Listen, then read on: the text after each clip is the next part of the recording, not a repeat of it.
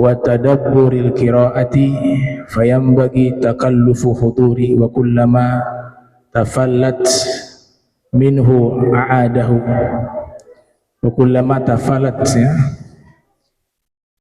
tafallata wa kullama tafallata minhu a'adahu wa talabahu fayakunul hudur fi kulli salati fa in lam yastati' fa fi thalathati mawadi' kama qal ba'duhum. Alhamdulillah, puji syukur kehadirat Allah, salawat salam senantiasa tercurahkan kepada junjungan mulia Nabi tercinta Nabi Yuna Muhammad sallallahu alaihi wa alihi wasallam beserta seluruh keluarga beliau, sahabat beliau dan umat beliau yang senantiasa menegakkan ajaran beliau hingga akhir masa nanti. Yang sama-sama kita muliakan seluruh imam Masjid Al-Amin beserta pengurus, muadzin dan seluruh para asatiz hadiran yang insyaallah dirahmati Allah Subhanahu wa taala. Kita sampai ke pembahasan al-khusyu' fi kulli shalah. Di sini musannif menyebutkan khusyuk sebagai sunnah. Tapi Imam Ghazali dan beberapa ulama lainnya al-khusyu' dijadikan sebagai satu hal yang wajib di dalam sholat. Ya, ada yang mensunnahkan, ada yang mewajibkan. Nah, pemahaman khusyuk itu disebutkan di sini tenangnya anggota badan disertai hadirnya hati dan mentadabburi bacaan Al-Quran. Maka selayaknya memaksakan diri untuk menghadirkan hati. Tiap kali kita hilang kekhusyuan di dalam sholat, maka berusahalah untuk kembali menghadirkan hati dan memaksa diri agar bisa khusyuk. Maka kehadiran itu dibutuhkan di setiap sholat, dan siapa yang tidak mampu khusyuk di sepanjang sholatnya, maka cukup di 3 tempat dia berusaha untuk khusyuk. Berkata sebagian para ulama, yang pertama, inda qauli wajjahtu wajhi, di saat dia membaca wajjahtu wajhi di doa al-iftitah. Yang kedua, inda qauli iyyaka na'budu wa iyyaka nasta'in, yaitu tatkala membaca suratul Fatihah. Dan yang ketiga, inda qauli assalamu alayka ayyuhan nabiyyu wa rahmatullahi wa barakatuh. Nah, ini pendapat daripada Hujjatul Islam Al-Imam Al-Ghazali rahimahullah. Sebenarnya khusyuk ini pemahaman yang gampang itu konsentrasi. Kita sebenarnya beberapa keadaan khusyuk. Misalnya kita ketika lagi makan enak, itu khusyuk. Ya itulah khusyuk. Ketika lagi makan, kita nikmati, ya, lupa yang kanan, yang kiri, pokoknya fokus dengan makanan yang kita nikmati, itu namanya khusyuk.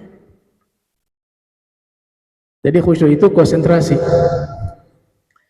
Nah, orang-orang yang bisa khusyuk di dalam sholat, Allah Subhanahu wa ta'ala menyebutkan orang beruntung. Qad aflahal mu'minun alladzina hum fi sholatihim khashi'un. Sungguh beruntung orang-orang yang beriman. Siapa mereka? Yaitu orang-orang yang sholat mereka khusyuk. Nah, khusyuk ini insya Allah bisa akan hadir ketika kita setiap kali sholat memaksakan pikiran kita untuk konsentrasi. Dari awal sholat sampai akhir agak sulit, tapi paling tidak di beberapa tempat sebagaimana tadi yang disebutkan oleh Imam Ghazali, itu sudah cukup dikatakan sebagai khusyuk di dalam sholat. Tentunya itu harus dilakukan dengan kita menjaga sholat 5 waktu. Jangan karena sebab alasan saya tidak khusyuk dalam sholat, mendingan saya tidak sholat, itu salah. Justru dengan sholat dia jaga 5 waktu dan dia melatih diri untuk konsentrasi, insya Allah pada satu saat dia akan bisa khusyuk.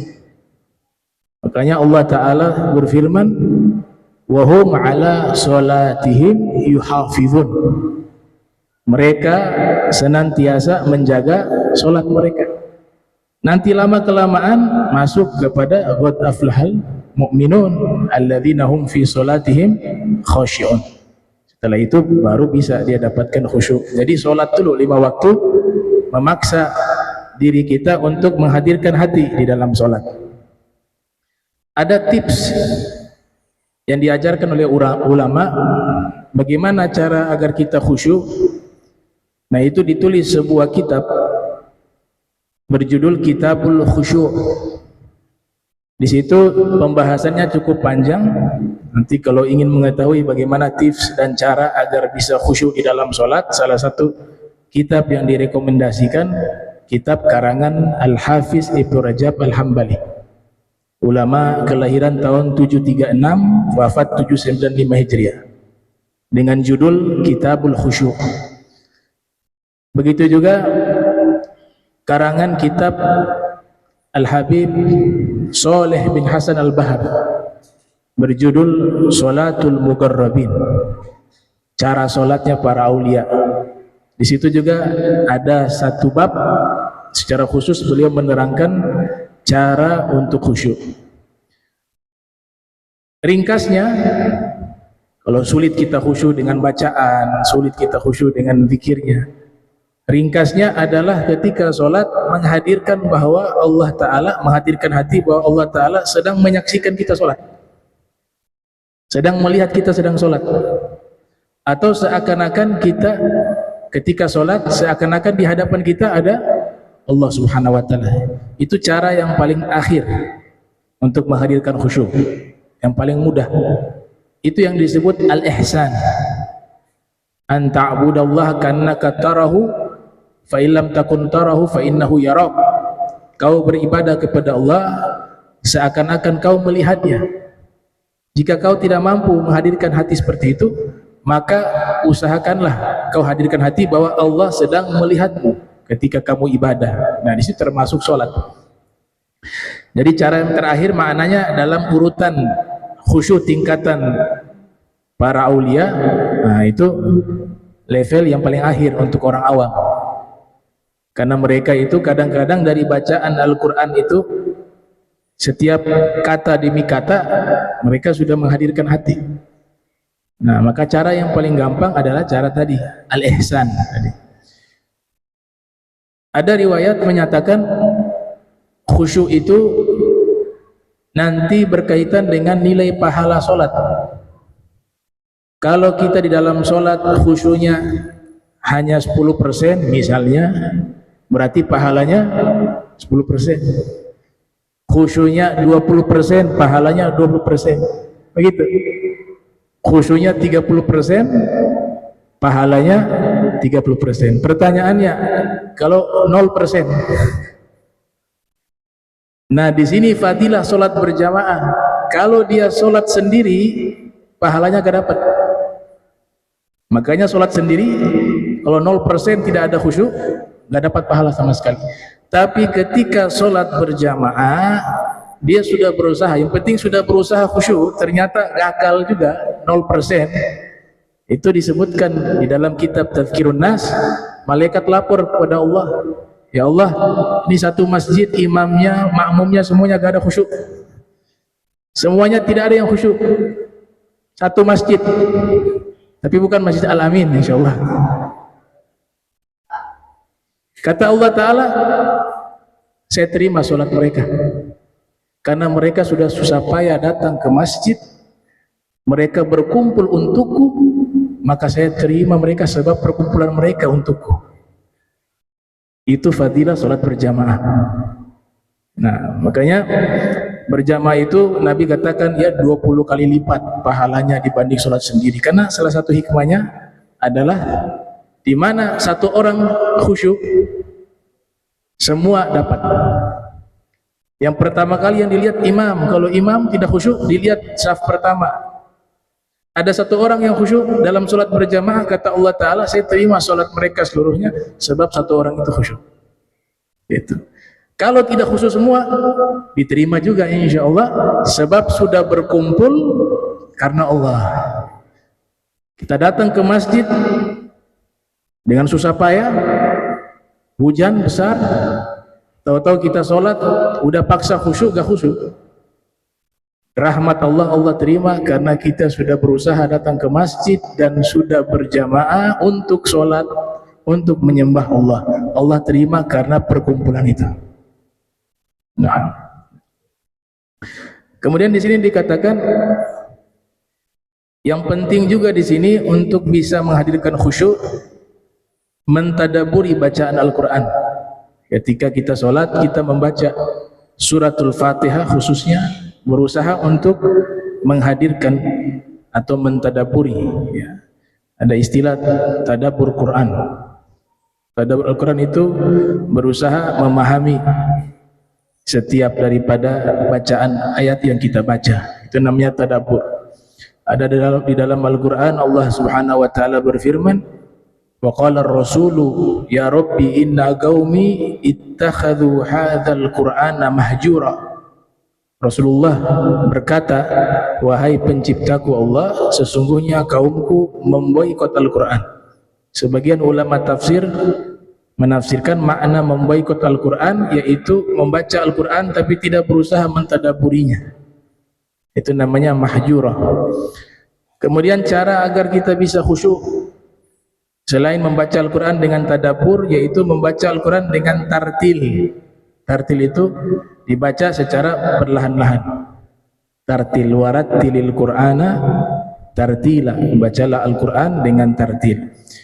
Nah, kalau sudah tadabbur kemudian membaca Al-Quran dengan tartil, setiap kata di dalam Al-Quran itu mengangkat derajat kita ketika kita membacanya.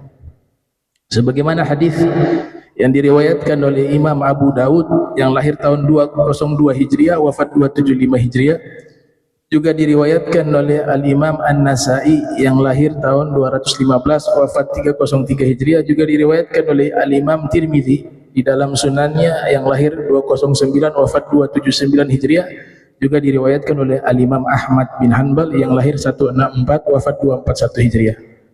Rasulullah sallallahu alaihi wasallam bersabda, Iqra wartaqi warattil kama kunta turattilu fid dunya fa inna manzilataka inda akhir ayatin tagra'uha.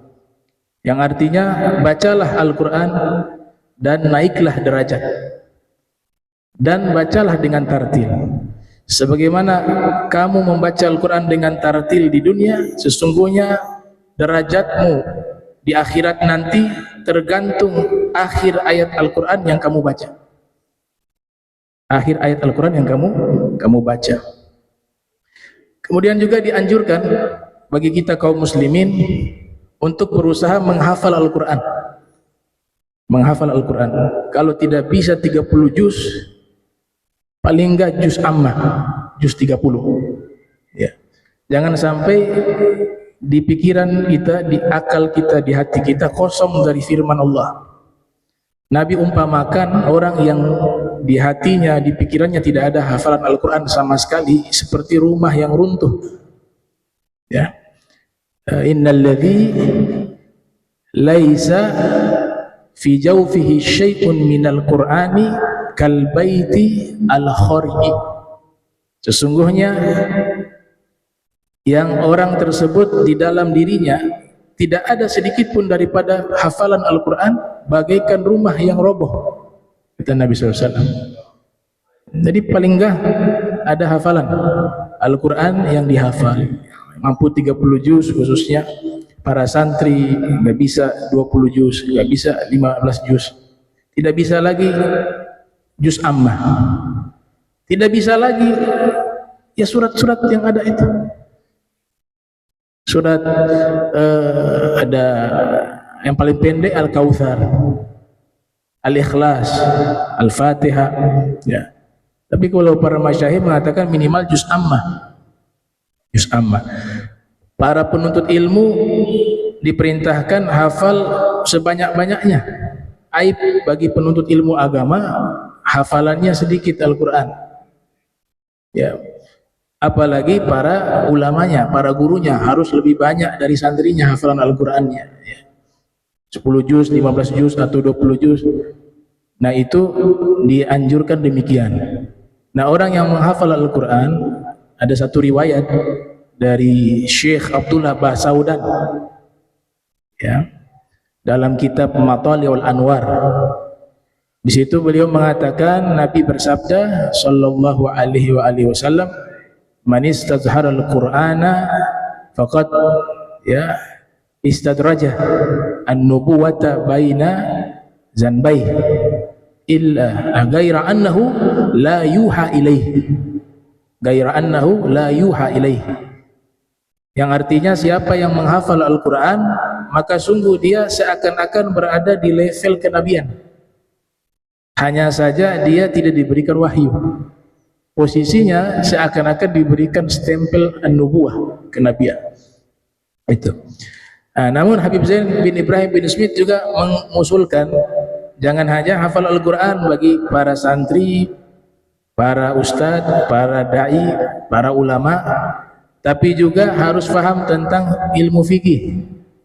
Hafalannya banyak Al-Qur'an, tapi hukum tentang masalah sholat, masalah wudu dia tidak mengerti, maka hal itu ada naqsun, kekurangan. Hafal yang sedikit tapi paham fikih itu lebih baik daripada hafalan yang banyak tapi hukum dia tidak memahaminya. Harus beriringan berdua-duanya. Ngambil yang prioritas yang mana. Ada pepatah mengatakan ma la yudraku kulluh la yutraku kulluh. Kalau tidak bisa menghafal semua, jangan tidak hafal sama sekali. Jangan tinggalkan semuanya. Nah, ini kaitannya dengan tadabbur Al-Qur'an, mentadaburi Al-Qur'an. Kemudian tadi dikatakan di sini kalau khusyuk ini sangat sulit, kita sudah usaha. Imam Ghazali menekankan usahakan di 3 tempat. Tadi di bacaan doa wajjahtu wajhi, doa al-iftitah atau doa al-istiftah.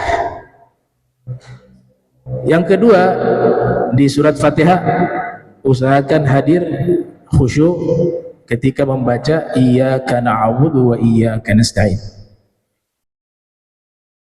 Dan yang ketiga, ketika salam di tasyahud, assalamu alayka ayyuhan nabiyyu wa rahmatullahi wa barakatuh. Nah, ini 3 tempat usahakan untuk bisa khusyuk. Faedah, qala al-Imam Al-Ghazali rahimahullah ta'ala, al-muhafadhatu ala salati takunu bi 3 asya'. Ada satu faedah dari Imam Ghazali bahwa menjaga salat itu akan bisa terwujud sempurna jika dia melakukan 3 hal dengan sempurna. Apa maksudnya?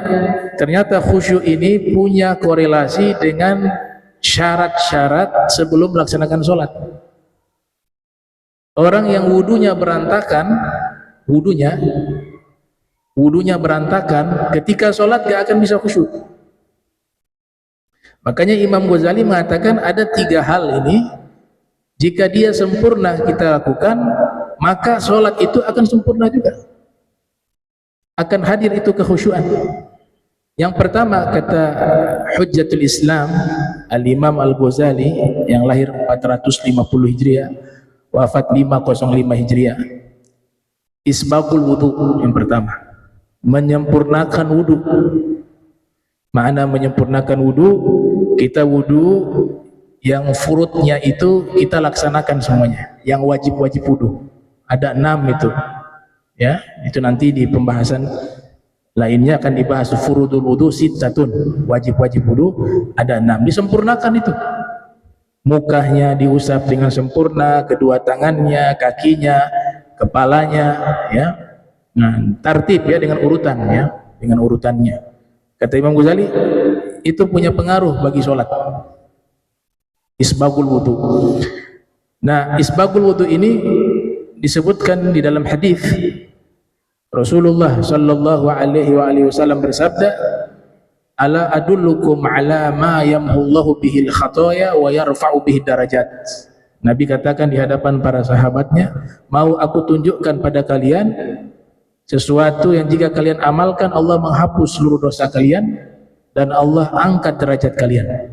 Qalu bala ya Rasulullah. Para sahabat mengatakan, iya wahai Rasul.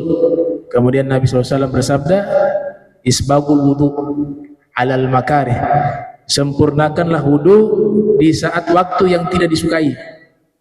Maksudnya apa? Lagi dingin-dinginnya nih air, kita berusaha menyempurnakan wudu dengan baik, itu punya nilai plus.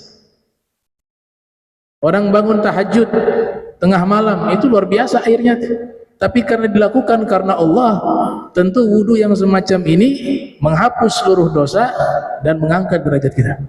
Dia punya nilai istimewa di sisi Allah Ta'ala. Yang kedua, kata Nabi, kathratul khuta ilal masajid, memperbanyak langkah kaki menuju masjid.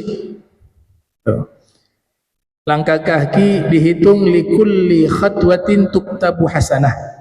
Orang yang jalan kaki atau dengan kendaraan juga sama, ya, dia menuju ke masjid, itu setiap langkahnya itu dihitung satu kebaikan. Ya, kalau roda mungkin putarannya, ya, sekali putaran itu terhitung daripada pahalanya. Ya, likulli khatwatin tuktabu hasanah. Dan ada yang istimewa, jalan ke masjid dengan kondisi gelap. Mungkin sholat subuh masih gelap, itu jalannya dengan waktu sore asar beda pahalanya. Ya, al ajru bi qadri nasab. Ada kaidah mengatakan pahala tergantung jerih payah. Ada tantangan makin besar pahala. Makanya Imam Ali pernah mengatakan, saya paling suka puasa sunnah dan puasa wajib kalau cuaca lagi panas-panasnya. Itu paling saya suka puasa. Gitu. Jadi Imam Ali kalau lihat cuaca lagi panas, beliau puasa sunnah. Gitu. Kenapa? Karena makin berat tantangan di dalam ibadah, makin besar pahala tersebut. Makanya orang yang jalan di malam hari ke masjid atau jalan waktu subuh masih gelap gulita, Nabi SAW mengatakan basyiril masya'in. Ya, berikanlah kabar gembira kepada orang-orang yang berjalan di malam hari ilal masajidi, menuju ke masjid, binuri tami yaumal qiyamah, dengan cahaya sempurna di hari kiamat. Kata. Dan yang ketiga, intizarus salat ba'da salat, fadzalikumur riwat, yaitu menunggu satu waktu salat ke waktu salat yang lain. Nah, itu kita menunggu itu dihitung kita sedang salat. Dan terhitung juga Allah Ta'ala mengangkat derajat kita dan menghapus dosa-dosa kita. Nah, ini sabda Nabi kita Muhammad sallallahu alaihi wasallam. Kemudian wudu juga itu menghapus dosa-dosa. Ya. Sebagaimana yang disebutkan dan disabdakan oleh Rasulullah sallallahu alaihi wasallam, man tawaddaa fa ahsanal wudu'a kharajat khatayahu min jasadihi hatta takhruja min tahti azfarihi.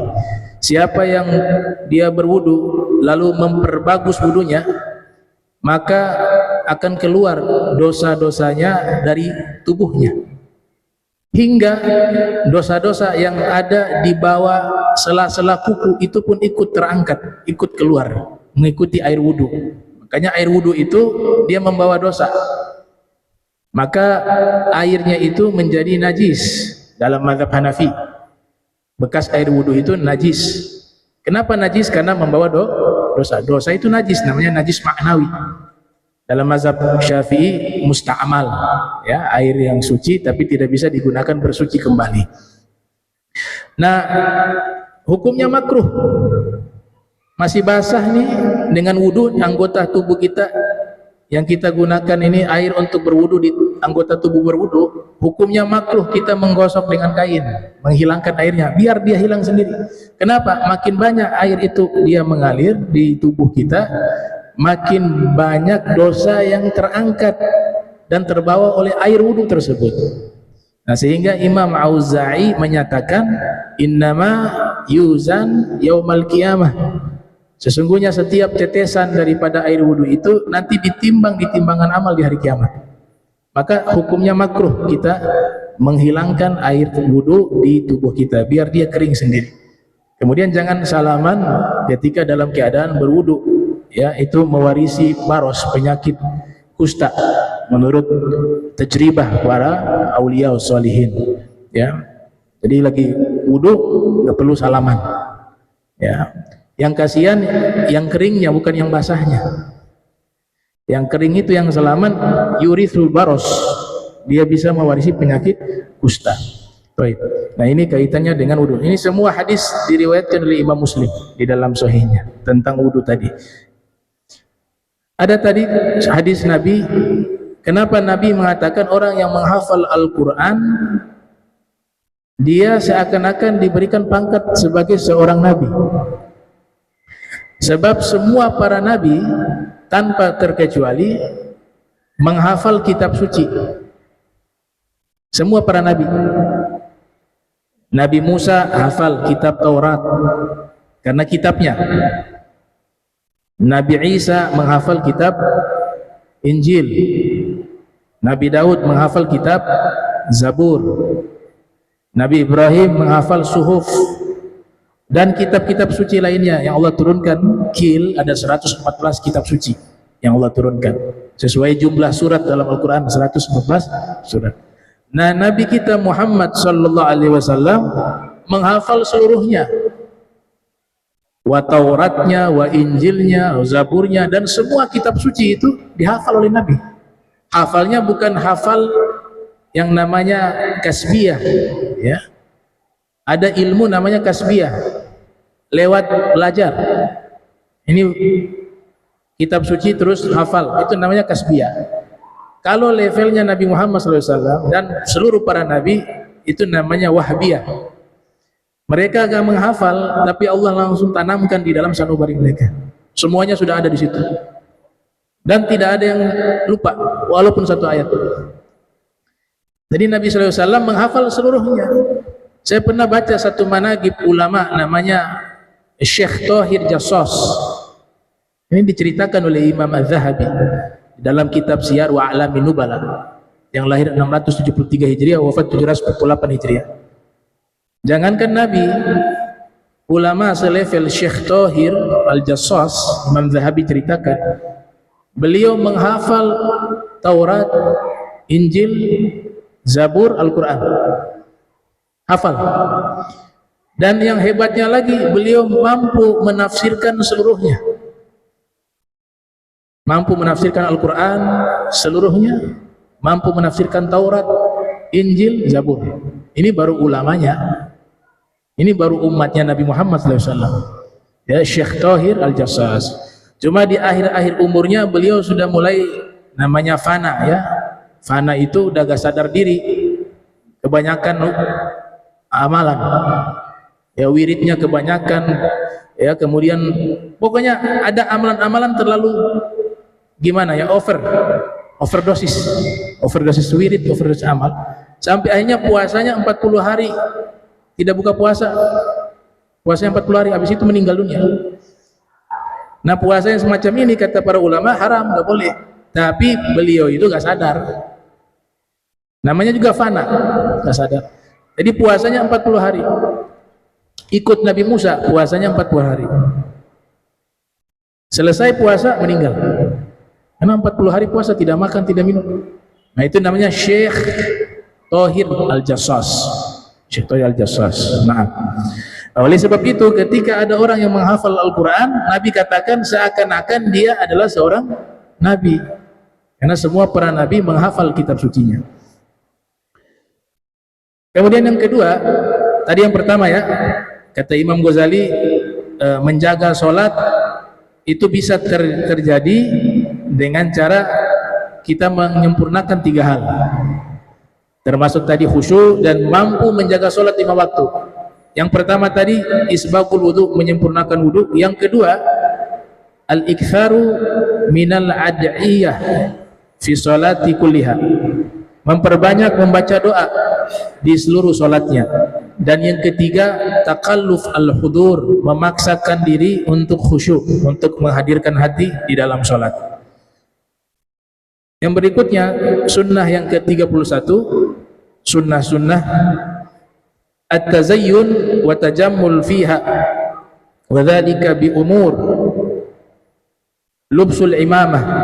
Yang ke-31 berhias, menggunakan pakaian yang indah, yang layak ketika hendak mau sholat, ya.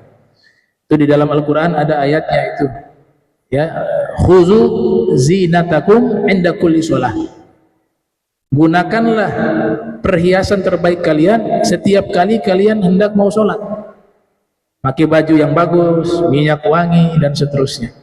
Nah, sunnahnya yang maknanya berhias yang bagus adalah yang pertama menggunakan imamah. Nah, kita kan di sini gak biasa pakai imamah, ya. Imamah itu sunnah, ya. Walaupun di sana ada ulama yang mengatakan itu budaya, karena Abu Jahal juga pakai imamah. Abu Jahal pakai imamah, sehingga ulama ada yang berbeda pendapat mengatakan, oh, imamah itu kaitannya dengan budaya Arab. Tapi ada ulama juga mengatakan tidak, dia juga adalah bagian sunnah Nabi. Nah, sehingga di situ ada satu hadis perbedaan imamah orang-orang musyrik dengan imamah orang-orang beriman itu beda. Di antaranya hadis yang diriwayatkan oleh Al-Imam Abu Dawud yang lahir tahun 202 Hijriah, Rasulullah sallallahu alaihi wasallam bersabda, farqu ma bainana wa bainal musyrikin al-amaim 'alal qalanis. Perbedaan kami orang-orang Islam dengan orang-orang musyrikin dalam perkara menggunakan imamah, yaitu kalau orang muslim menggunakan imamah menggunakan kofiah, qalanis. Jadi ada pakai kofiah kemudian dilingkar imamah. Nah, kalau orang musyrikin gak pakai kofiah, langsung imamah, sehingga ini rambut kelihatan. Kata Nabi, itu perbedaan kami orang Islam dengan orang musyrikin dalam perihal menggunakan imamah. Di hadis yang lainnya diriwayatkan oleh Imam Muslim yang lahir tahun 204 wafat 261 Hijriah, di dalam sahihnya dari sahabat bernama Sayyidina Jabir. Sayyidina Jabir mengatakan, dakhalan nabiyyu sallallahu alaihi wasallam Makkah yaumal fathi wa alaihi imamatun sauda. Nabi ketika masuk ke kota Makkah tahun 8 Hijriah, di saat pembebasan kota Makkah, Nabi menggunakan imamah berwarna hitam, imamatun sauda. Diterangkan oleh Syekh Yusuf Al-Lahji dalam kitab Muntahasul bahwa Nabi memiliki beberapa imamah, dan itu tergantung kondisi. Jika kondisi sedang berperang, umumnya Nabi menggunakan imamah berwarna hitam. Lagi perang, beliau imamahnya warna hitam. Kalau dalam keadaan normal di tempat tinggal, kemudian ada hari-hari besar, hari raya, Idul Fitri, Idul Adha, biasanya beliau gunakan imamah berwarna putih. Dan kadang-kadang beliau juga menggunakan imamah berwarna hijau. Nah, itu imamahnya Nabi SAW. Bahkan Imam Nawawi merinci, imamahnya Nabi itu ada yang ukuran 6 ziro, ada yang panjangnya ukuran 12 ziro, kurang lebih ada yang 3 meter, ada yang 6 meter. Itu imamahnya Rasulullah sallallahu alaihi wasallam. Di dalam riwayat Al-Imam At-Tabrani yang lahir 260 Hijriah wafat 360 Hijriah, di dalam Mu'jamnya Rasul sallallahu alaihi wasallam bersabda, "Alaikum bil amaim fa innaha simaul malaikah wa tijanul arab." Hendaknya kalian menggunakan imamah, karena imamah itu adalah kostumnya para malaikat. Nah, berarti malaikat itu berimamah. Dan mahkota bangsa Arab, tijanul Arab.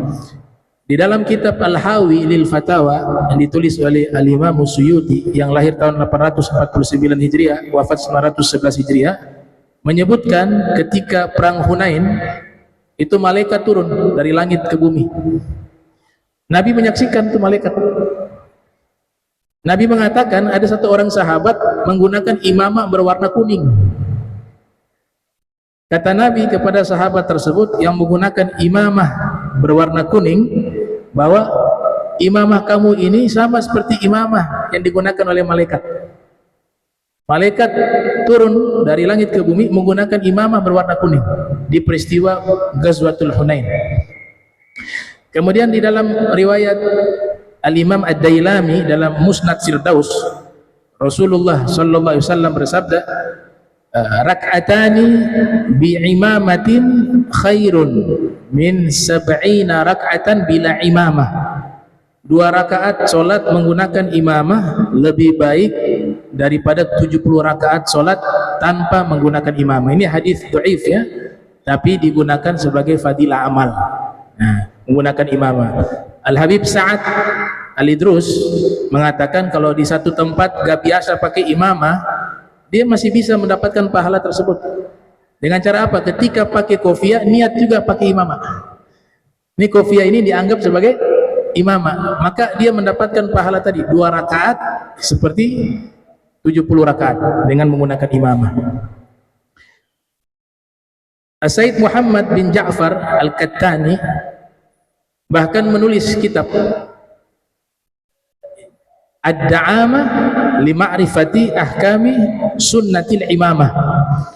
Dalam kitab tersebut beliau simpulkan bahwa menggunakan imamah hukumnya sunnah, bukan budaya Arab. Sekalipun orang-orang Arab juga menggunakan imamah, orang India juga menggunakan imamah. Ini namanya imamah kalau dilingkar di kepala, ya. Kalau dipakai di sini namanya rida. Nah, kalau dibentangkan kain ditutup badan namanya burdah. Kalau menggunakan imamah kemudian ditambah lagi ini kain diletakkan di atas imamah, itu namanya kutroh. Kalau diletakkan di lantai untuk sholat namanya sajadah. Jadi kain ini fungsinya bisa banyak. Kalau dilingkar untuk posisi duduk namanya habwah, ya. Jadi kalau dipakai di samping kanan, samping kiri, atau dipakai seperti ini namanya rida. Kalau dilingkar di kepala, kain tersebut dilingkar di kepala namanya imamah.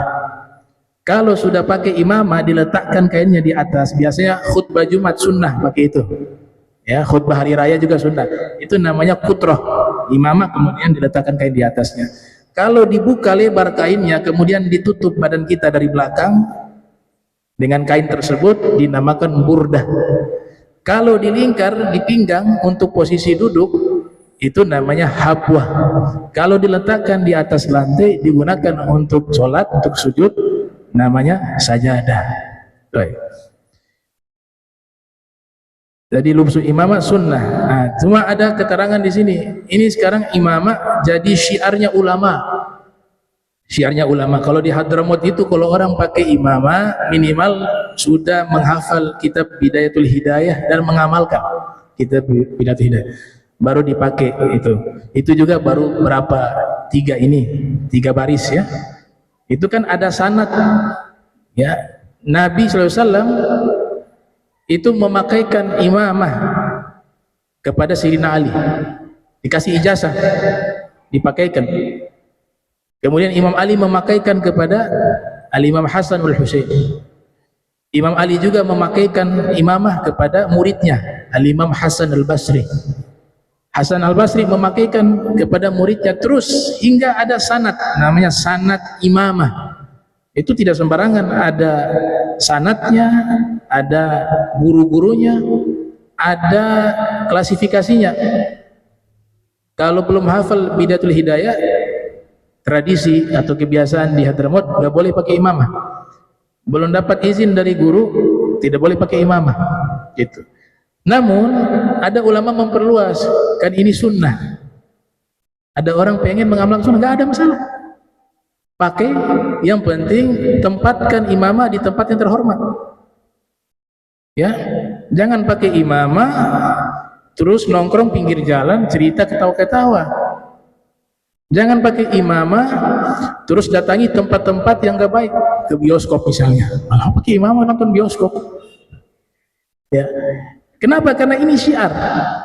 Imamah itu syiarnya para nabi, syiarnya para aulia. Tapi orang yang mau pakai silakan. Dia ingin mensyiarkan ini sunnah Nabi Muhammad sallallahu alaihi wasallam. Akan tetapi harus diperhatikan masalah adabnya itu ya. Karena itu pakaian terhormat. Kita juga kadang-kadang nggak berani pakai kecuali acara maulid. Itu juga perintah guru untuk menghormati maulid Nabi Muhammad sallallahu alaihi wasallam. Ya. Kalau ngajar biasa ya kopiah. Karena itu punya tanggung jawab moral yang sangat tinggi. Imamah itu pakaian yang sangat dimuliakan.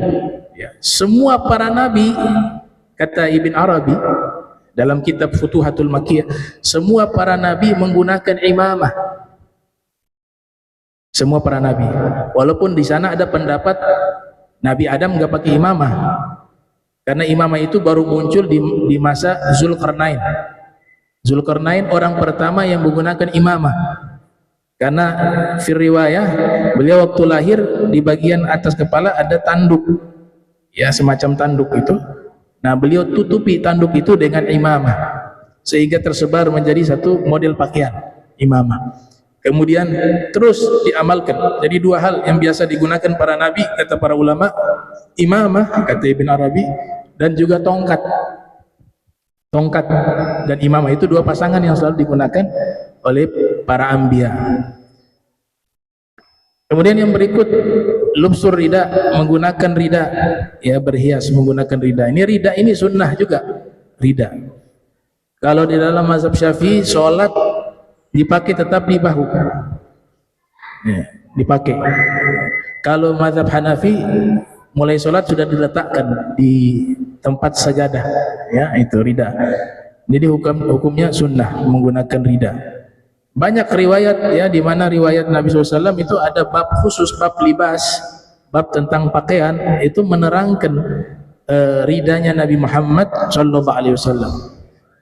Kemudian lubsul jubbah, ya menggunakan jubbah juga itu berhias dan sunnah. Kemudian lubsul khatam, ya menggunakan cincin, sunnah. Cincin, ya ada riwayat dari Anas bin Malik, Sayyidina Anas bin Malik mengatakan kana khatam Nabi sallallahu alaihi wasallam min warik wa kana fussuhu habasyiyah. Adalah cincin Nabi sallallahu alaihi wasallam terbuat dari perak. Kalau cincin emas haram bagi laki-laki, halal bagi perempuan. Disunahkan cincin perak, warik. Dan mata cincinnya, nah sunnah juga ada mata cincin. Mata cincinnya itu Habasyian, berasal dari Ethiopia.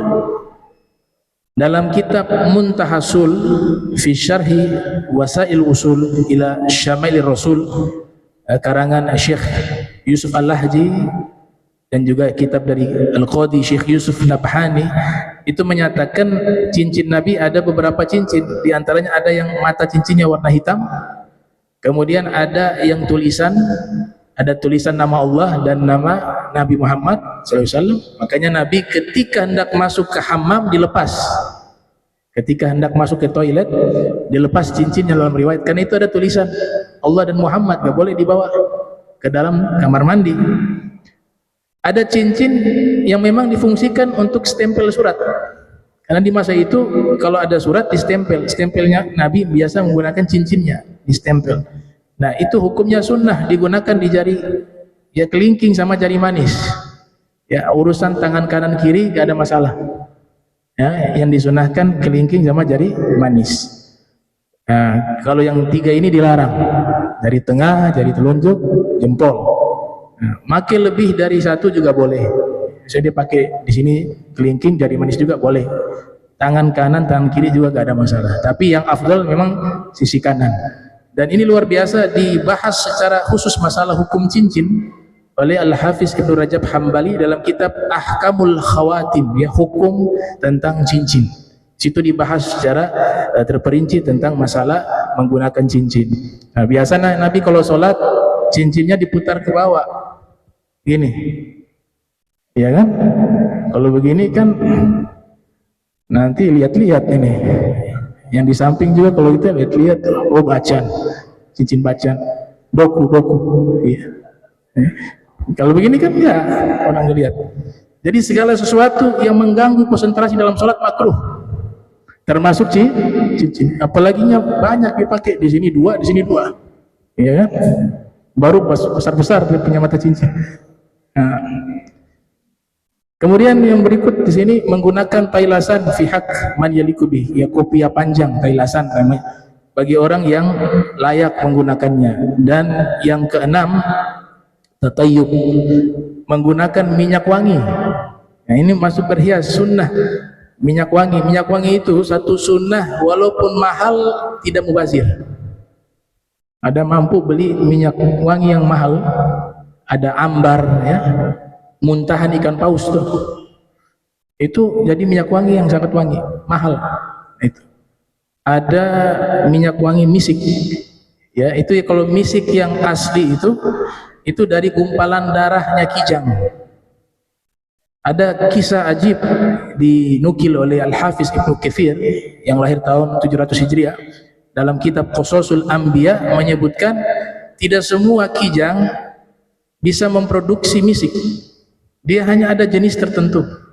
Ternyata dilacak dalam satu riwayat, ketika Nabi Adam diturunkan ke dunia, ini semua hewan menjauhi Nabi Adam, kecuali ada satu hewan, yaitu kijang itu.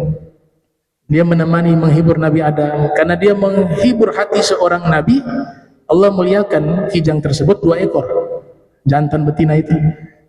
Dia dan anak turunannya selalu memproduksi misik, sehingga misik itu hanya berasal dari jenis kijang tertentu yang diyakini dari keturunan 2 kijang tersebut yang menghibur hati seorang Nabi, yaitu Nabi Adam. Allah balas dengan memuliakan, mereka bisa memproduksi misik, minyak kesturik ya, misik yang asli. Nah, ini hukumnya sunnah.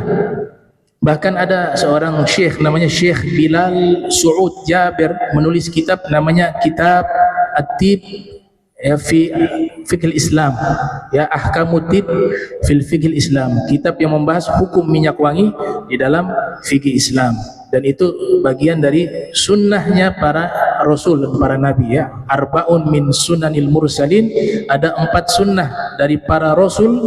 Itu yang pertama adalah al-haya, rasa malu. Yang kedua at-ta'attur, menggunakan minyak wangi. Yang ketiga as-siwak, yaitu menggunakan siwak. Dan yang keempat an-nikah, yaitu menikah, disebutkan di dalam riwayat.